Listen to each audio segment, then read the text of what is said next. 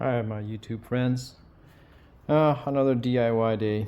I didn't want to. Tried to hire the Advantage lift guy's tech to come out and adjust my lift, but I was unable to do so after a month of trying. So, took it upon myself. Problem is, my post here has been getting devoured by this lock mechanism here. When you get down to the last hole, you're not supposed to need to hold the lever anymore, because if you do hold the lever, this guy here, if you keep the lever held down, this guy here stays out and it's gonna dig into the base of this, which is what happened at the front there. And then your post is standing on a lock mechanism instead of the base here, which is what's supposed to be resting on the bottom plate. So if you hold on to that release lever all the way down, this is going to be pointing straight down and it's going to go right into here. So you should not be holding on to that release lever all the way down. So I was trained to let go of it. Once it comes down to this point, you can let go of it. It should glide down. And it was scraping, but it never really dug into this until I put a car on this lift. So for the first 2 years, I didn't have a second car, so I didn't need the lift. And of course, you'll see I have 2 of these. These are the XLT 9000 heavy duties. They're extra long, extra tall, extra wide. They are the Cadillac of the Advantage lift lineup, single 4-post lifts. So I was pretty bummed to not figure this part out. So I went through all the videos online and I've adjusted the cables. You can see the marks here. I made sure that all the cam locks are firing at the same time.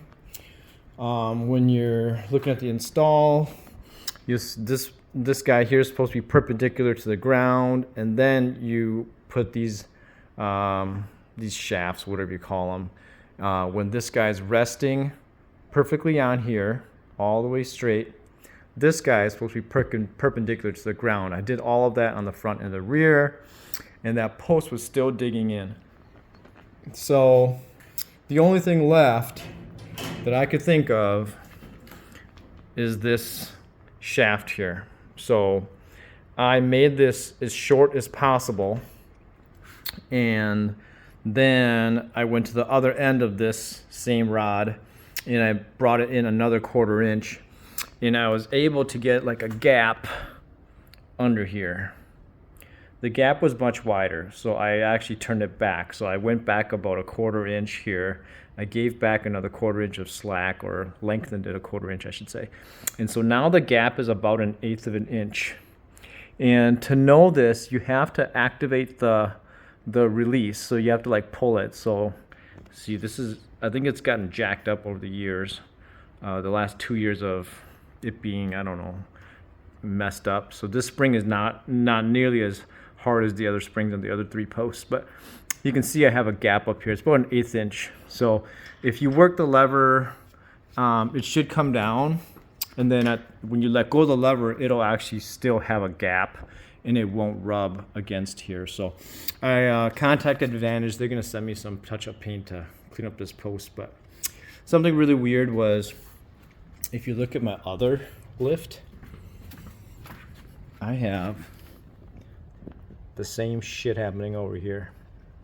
So I'm gonna have to adjust this the same way when I get time, and get that guy fixed too, so it doesn't do the same thing. So watch these posts as you're lowering, and it looks like it's starting to lean like the Tower of Italy.